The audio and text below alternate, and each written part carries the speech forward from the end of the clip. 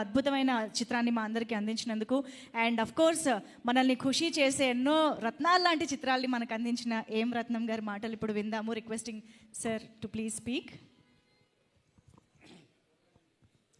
పాత్రికేయులకు అందరికీ నమస్కారం.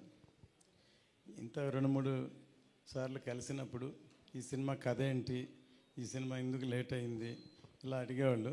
ఇప్పుడు మేము మిమ్మల్ని అడగాలి, ఈ సినిమా మీరు చూశారు కదా, మీ ఒపీనియన్ ఏంటి, మీరు ఎలా ఎంజాయ్ చేశారు అంటే అందరు ఇక్కడికి రాగానే అందరూ కంగ్రాట్స్ చెప్పారు, అందరూ షేక్ హ్యాండ్ ఇచ్చారు. సో ముందు మీ రియాక్షనే ప్రజల రియాక్షన్ కూడా. ఈ సినిమా కాదు, ఇది ఒక చరిత్ర. రామాయణంలో రావణాసురుడు రాముడు. రావణాసురుడు శివభక్తుడు.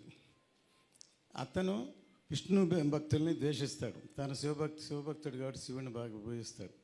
సో అలాగే ఇందులో ఔరంగజేబ్ అతని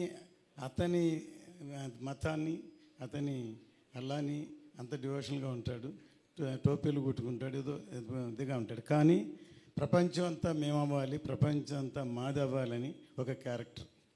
అతని ఎదుర్కొనేదానికి ట్రావెల్ చేసే రివల్యూషన్ వీరుడి కథే ఈ వీరమ్మలు. కళ్యాణ్ గారు ఇంతవరకు పాలిటిక్స్లో ఒక ఎర్ర తువాలు వేసుకుని అలాంటి ఇంట్రడ్యూస్ చేశారు.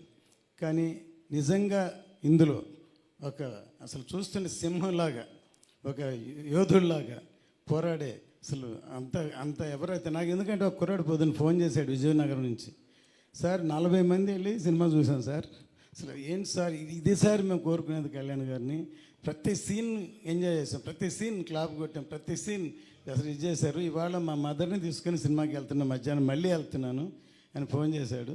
సో ఇప్పుడు ఫ్యామిలీ కూడా ఈ సినిమాని చూసి ఎంజాయ్ చేస్తారు. అతను చెప్పిన దాన్ని బట్టి ఫ్యామిలీస్ వెళ్తున్నారు, పిల్లలు అందరూ చూస్తున్నారు ఈ సినిమాని.